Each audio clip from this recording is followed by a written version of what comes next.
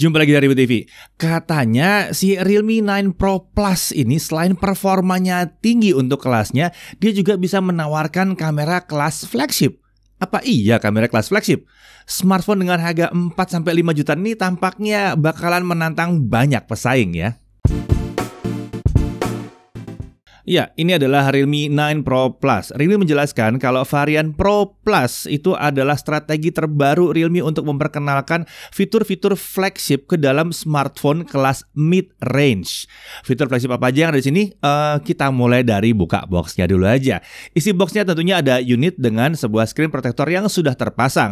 Lalu ada charger 65 watt super dart charge. Ada kabel USB Type-C, ada soft case, ada SIM card ejector, dan ada paket dokumen di sini tentunya.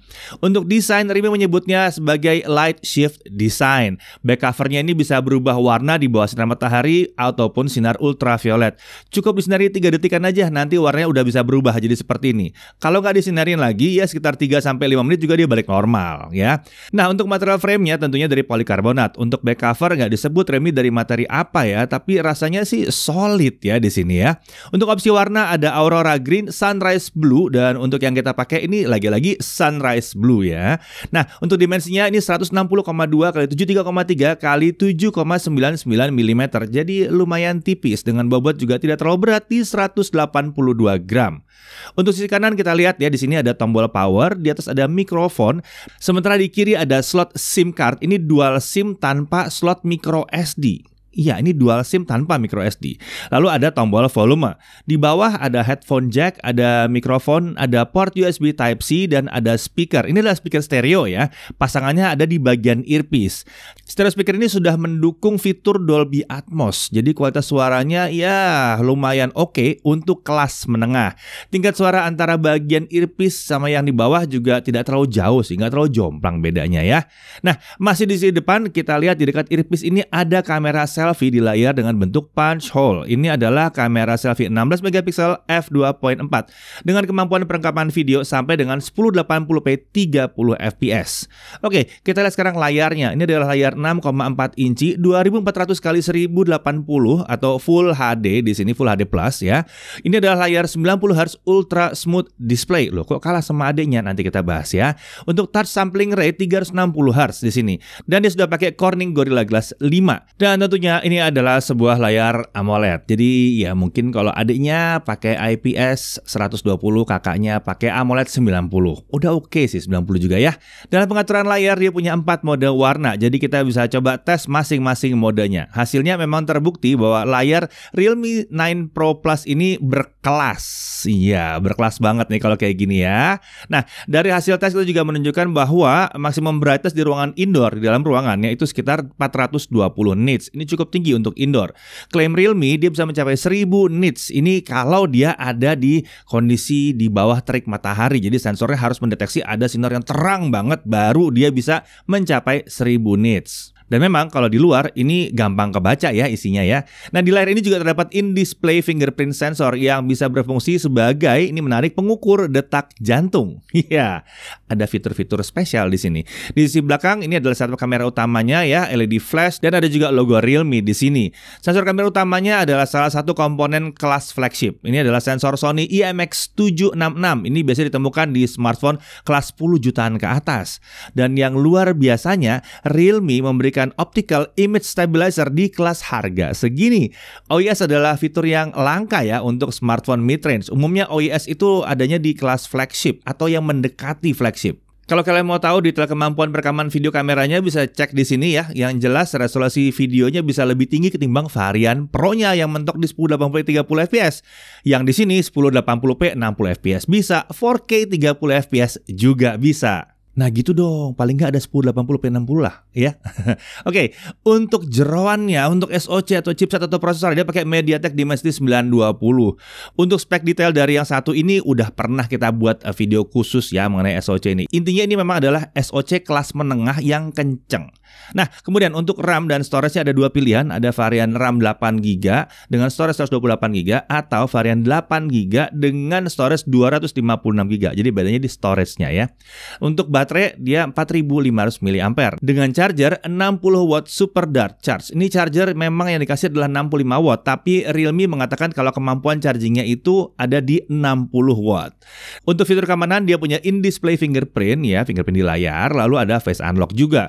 Untuk OS dia pakai Realme UI 3.0, ini basisnya adalah Android 12 tentunya. Sensor dia ada magnetic induction sensor, ada light sensor, ada proximity sensor, ada gyrometer di sini, lalu ada acceleration sensor juga. Untuk konektivitas dia sudah 5G tentunya. 2G, 3G, 4G bisa? Bisa, tentunya bisa. Kalau 5G bisa ya 2G, 3G, 4G bisa juga ya. Wi-Fi-nya sudah Wi-Fi 6 atau Wi-Fi AX, Bluetooth-nya versi 5.1, NFC ya harus ada dong di kelas harga segini, dan dia juga udah bisa Wi-Fi sharing. USB-nya udah bisa OTG atau OTG ya, tapi tidak bisa untuk display output atau dikonek ke kabel untuk nyambung ke layar, itu belum bisa. Nah, kita langsung masuk ke uji performa ya. Di smartphone Realme ini tersedia mode performa tinggi. Ini biasanya kalau mau gaming atau melihat potensi performa tertingginya baiknya pakai mode ini. Tapi di beberapa smartphone kadang ada efeknya, kadang juga enggak. Nah, kita lihat dulu apa ada bedanya dalam benchmark yang biasa kita pakai. Nah, kita pakai Antutu 8 dulu ya. Di sini kita lihat bahwa defaultnya di 424 ribuan, sementara di performance mode dia bisa naik sedikit ke 426 ribuan. Kemudian kalau di Antutu 901 yang biasa kita pakai buat perbandingan, defaultnya ada di kisaran 495 ribuan, dan di performance mode ya nggak jauh beda, sama-sama aja 495 ribuan. Lalu untuk Antutu 9.29 yang baru, defaultnya ada di 504 ribuan, dan performance mode lah malah agak turun di 503 ribuan. Ini yang membuat kami kurang cocok ya sama Antutu ya juga ya. Kita lihat beda versi, skornya jadi beda-beda. Seharusnya yang namanya aplikasi benchmark itu ya kalau masih Antutu 9 skornya jangan beda-beda lah, sama lah gitu ya. Nanti kalau ganti lagi Antutu 9 tetap ada, harusnya begitu. Jadi gampang membandingkan ke belakangnya. Kita lanjut, Geekbench 5. Kita lihat bahwa defaultnya single core di 810, performance mode ada di 810 juga. Lalu untuk default multicore di 2277, sementara di performance mode di 2279. Aduh, bedanya tipis banget, hampir nggak ada itu bedanya ya. Beralih ke GFX Bench Car Chase Offscreen 1080p, kita bisa lihat bahwa defaultnya 26 fps, performance mode 26 fps juga. Untuk T-Rex Offscreen itu defaultnya sama lagi dengan performance mode-nya, ini di 106 fps. Lalu untuk 3D Mark Slingshot Extreme Graphics Score kita bisa lihat, nah ini ada beda ya. Defaultnya di 4178, sementara performance mode itu di 4453. Kemudian kita lihat lagi di 3D Mark Wildlife Stress Test ya. Kita bisa lihat di sini ada perbedaan, tapi ya nggak terlalu besar ya perbedaannya, kecuali memang di lowestnya memang agak tinggi dia. Nah, untuk stability ternyata dalam kedua mode ini sama aja ya, sama-sama 99, sekian persen. Jadi sama-sama stable, luar biasa ya. Dia nggak throttling ya. Kalau bicara soal throttling, kita coba CPU throttling test selama 30 menit dan kita dapatkan, nah ini agak beda. Dalam kondisi default, dia masih throttling di 93%. Sementara kalau di performance mode, nggak throttling sama sekali, di 100%. Berarti performance mode akan menahan performa cukup tinggi ya. Jadi nggak diizinkan turun performanya. Hasil benchmark ini menunjukkan bahwa kalau performa ini memang ya ada di kelas menengah, tetap terhitung kencang walaupun bukan yang paling kencang di kelas harganya. Hebatnya performanya ini konsisten untuk waktu yang lama, itu lebih penting daripada kencang di awal terus ngedrop di belakang.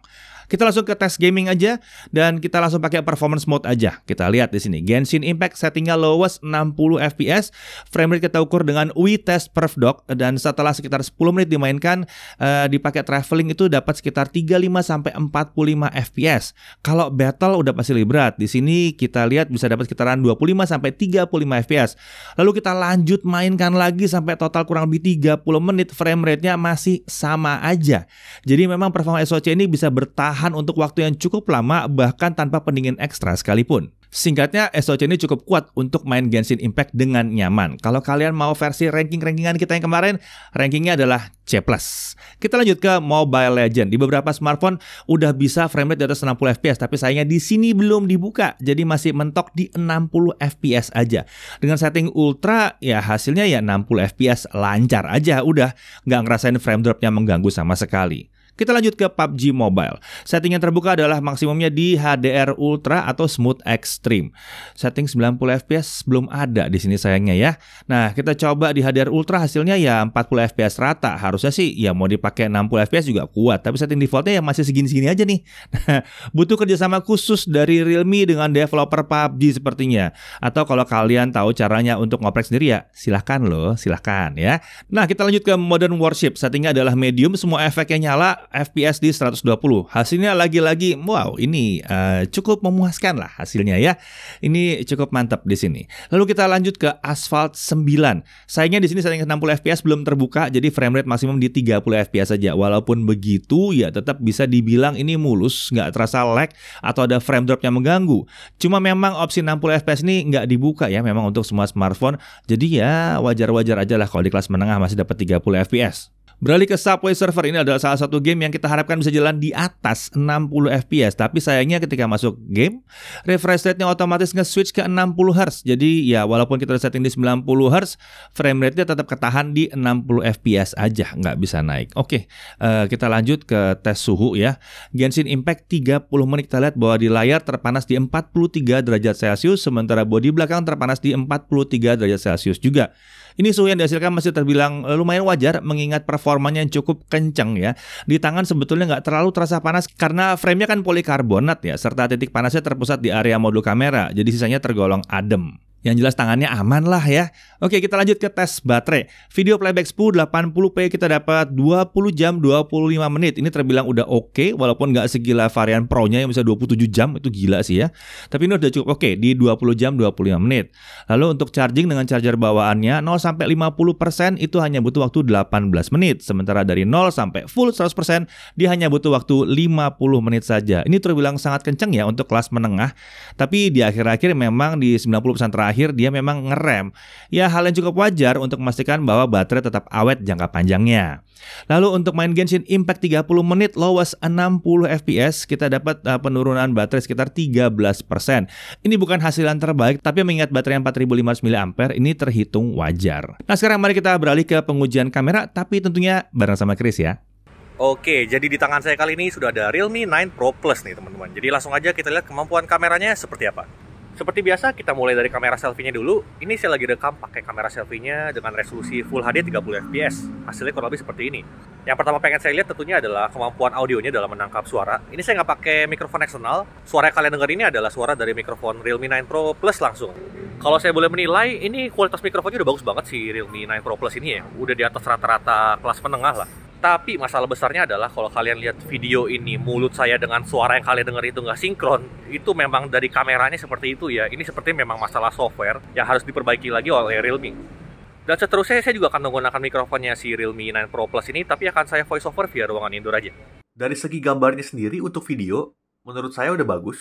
Hasilnya tajam dan detail, warna kulit masih terbilang natural, saturasinya nggak berlebihan.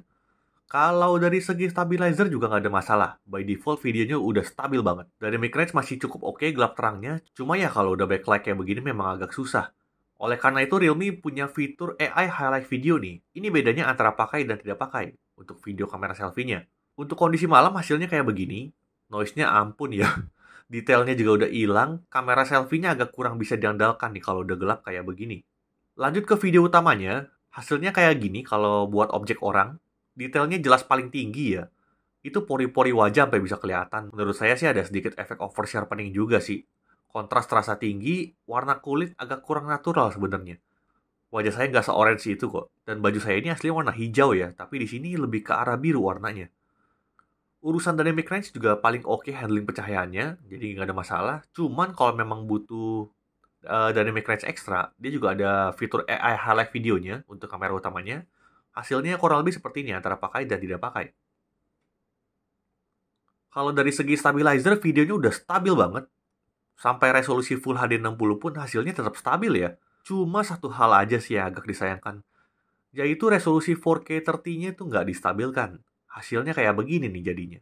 Andai aja 4K bisa stabil nih bakal lebih mantap lagi nih. Saat kondisi gelap hasilnya kayak begini.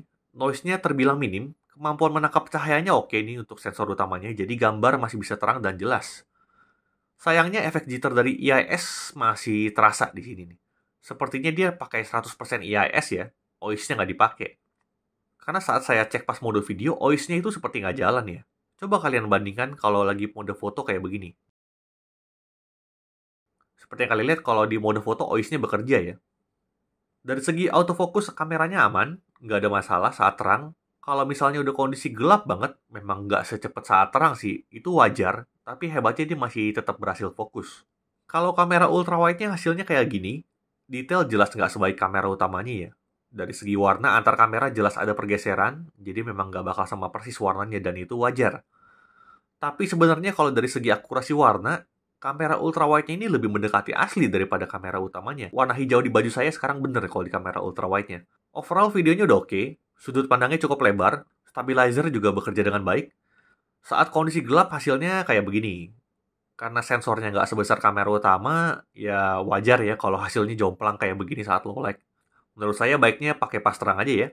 Lanjut ke foto-fotonya, overall saya cukup puas dengan hasil foto-foto yang dihasilkan Realme 9 Pro Plus ini. Kalau mau dikomplain paling cuman urusan warna aja sih yang kadang sedikit oversaturated. Misalnya kayak lagi di foto kamera selfie ini nih. Rambut saya yang hitam jadi kelihatan warna coklat banget di sini ya. Tapi detail oke dan menariknya saat portrait mode fitur processing HDR-nya tetap jalan juga.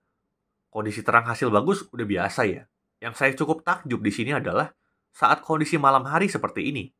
Fitur Nightscape-nya benar-benar ngasih peningkatan yang sangat signifikan. Coba lihat foto dari kamera utama yang ini, tanpa Nightscape, lalu ini pakai fitur Nightscape. Sekarang kita coba lihat kamera ultrawide-nya, ini mode autonya kayak begini, lalu ini pakai fitur Nightscape. Luar biasa bedanya ya. Lalu kita juga coba selfie, hasilnya kayak begini kalau mode auto, lalu ini kalau pakai Nightscape.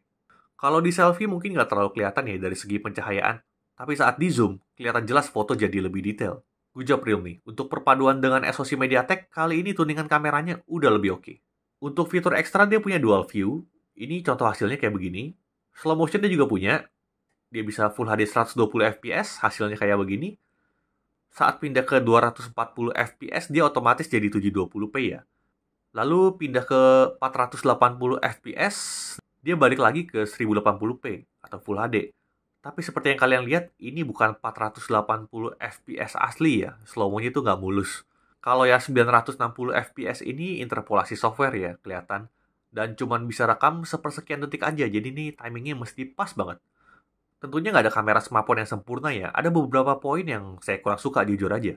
Yang pertama itu sampai saat video ini dibuat, smartphone kelas mid-range itu sebagian besar tidak punya kemampuan pindah-pindah kamera saat lagi merekam.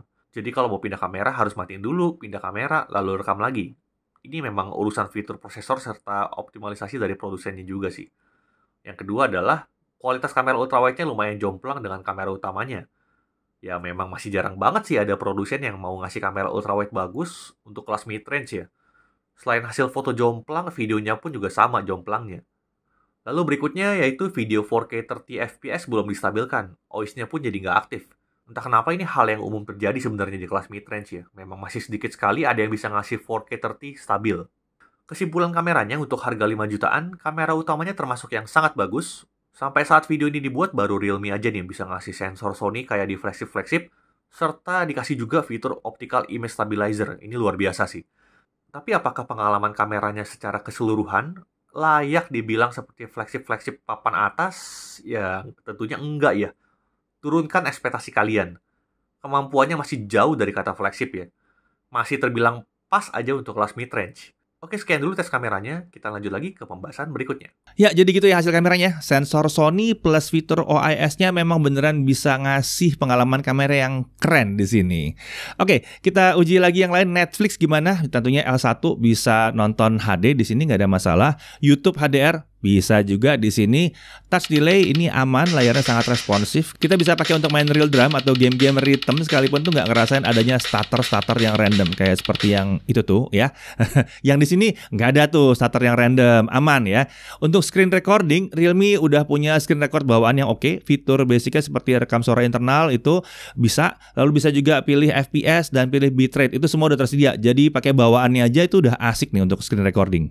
Lanjut ke haptic feedback, ini adalah satu hal yang kami apresiasi dari Realme ya. Akhirnya kelas harga segini vibration motornya udah dibagusin. Udah beda jauh ketimbang yang dulu-dulu. Sekarang kalau dipakai ngetik getarannya dikasihkan udah layak disandingkan dengan smartphone kelas flagship. akhirnya. Oke, untuk harga Realme 9 Pro Plus yang 8128 itu harganya di kisaran 4.999.000. Di masa pre-order harganya akan dipotong jadi 4.499.000. Sementara itu untuk yang varian 8GB dengan storage 256GB harganya ditawarkan di 5.299.000. Ini harga kita ambil dari referensi website resminya Realme Indonesia ya. Jadi kalau mereka berubah ya bisa aja nih berubah sewaktu-waktu. Hal yang perlu diperhatikan, yang pertama, storage 128GB tanpa micro SD untuk varian yang paling murahnya. Ini harus diperhatikan banget, apakah kalian cukup dengan 128GB? Untuk naik ke 256-nya itu lumayan juga selisihnya ya. Kemudian, untuk performa udah terbilang kencang tapi bukan paling kencang di kelas harganya. Ditambah kita belum nemu game yang bisa jalan di atas 60 FPS karena ketahan terus di sini ya. Kalau kalian ngincer performa banget, SoC ini belum bersaing sih sebetulnya dengan Dimensity 1100 atau Snapdragon 778G. Ya, belum bersaing dengan Dimensity 1100 atau Snapdragon 778G. Lalu untuk penampilan, case-nya ini agak aneh, dikasih warna gelap. Ini keputusan yang aneh nih, back cover udah cakep, lalu dikasih case yang gelap seperti ini. Jadi kesan menutupi keindahan back covernya. Mungkin kalian bagusan cari case yang bening aja kalau buat yang ini ya. Kemudian walaupun diiming-imingi fitur kamera flagship, namun kalian jangan punya ekspektasi bahwa pengalaman menggunakan kameranya akan sekelas HP 10 juta ke atas tahun 2022 atau 2021 akhir. Masih agak beda ya. Adanya pendekatan ke arah smartphone flagship dan punya spek mirip flagship itu nggak menjamin pengalaman pakainya akan sama dengan flagship sejati. Walaupun ya adanya pendekatan seperti itu udah layak diacungi jempol ya. Kemudian perhatikan dengan bloatware atau aplikasi-aplikasi bawaan. Sebagian besar itu bisa di-uninstall kalau dirasa tidak dibutuhkan. Karena kalau didiamkan, sayang storage-nya. Malah kadang bisa muncul notifikasi yang agak ganggu juga ya, kadang ya. Kemudian yang perlu diperhatikan lagi adalah adanya iklan saat install aplikasi. Nah, dari sisi kelebihannya kita bisa lihat bahwa kameranya ini memang untuk kelasnya ini udah bagus. Baik untuk foto maupun video. Untuk kelas mid-end, ini adalah salah satu yang terbaik yang bisa kita cari ya. Hasil suara dari mikrofonnya juga terbilang udah bagus di sini. Tersedia fitur OIS yang langka di kelas harga segini, chargingnya kencang, baterainya cukup awet, haptic feedback itu udah enak, layar pakai AMOLED 90Hz, mantap di sini. Lalu Realme UI 3.0 plus Android 12-nya udah sangat kekinian ya. Performa cukup kencang dan yang penting adalah stabil performanya. Udah pakai in-display fingerprint, stereo speakernya juga keren untuk kelas harga dan masih punya headphone jack di saat kompetitor lainnya mulai menghilangkan jack yang satu ini untuk harga kisaran 45 jutaan. Ya, jadi itu dia ya, si Realme 9 Pro Plus, sebuah smartphone yang cukup meyakinkan untuk kelas menengah. Harganya cukup berbanding lurus dengan kelebihan serta ya hal-hal yang perlu diperhatikan dari yang satu ini ya. Dia sangat layak untuk dipertimbangkan kalau kalian lagi nyari smartphone di kelas 4-5 jutaan dan prioritas utama adalah kamera tanpa mengorbankan performa SoC-nya. Saya Deddy Irfan, Jagat Review TV.